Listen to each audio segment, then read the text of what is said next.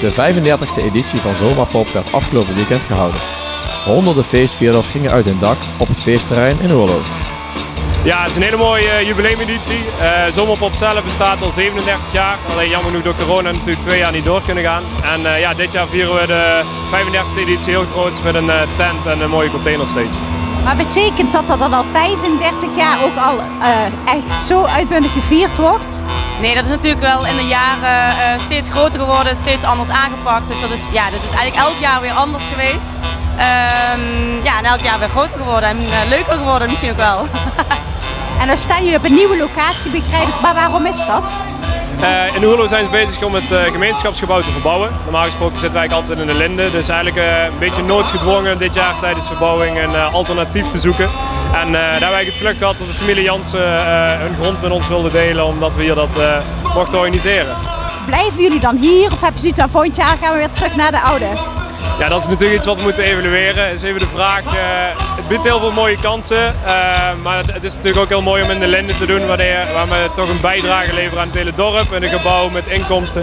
Dus dat gaan we goed overwegen en daar gaan wij samen als bestuur naar kijken wat de beste idee daarvoor is.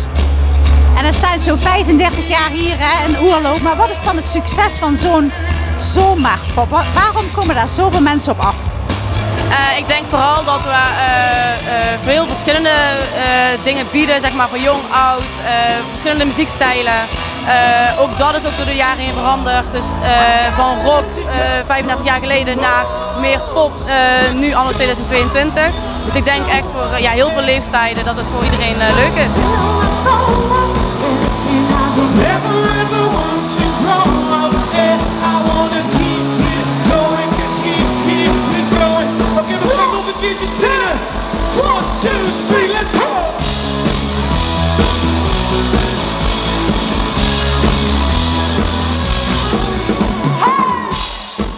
Wat is hier te doen?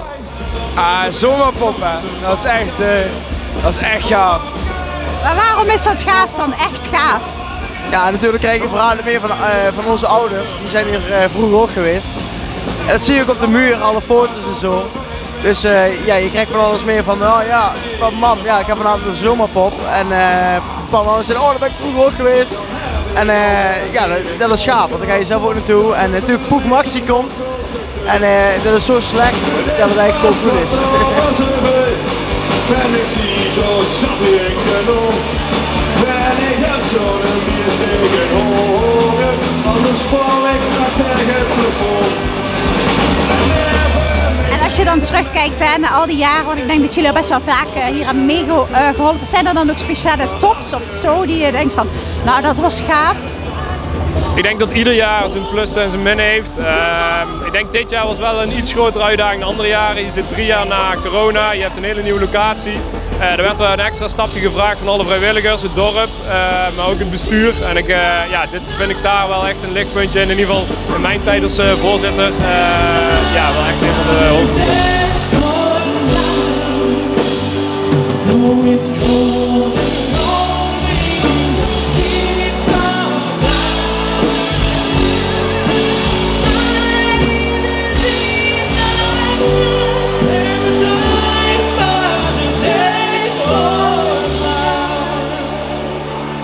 Jullie komen speciaal voor die band uit Gijsteren, begrijp ik dat goed?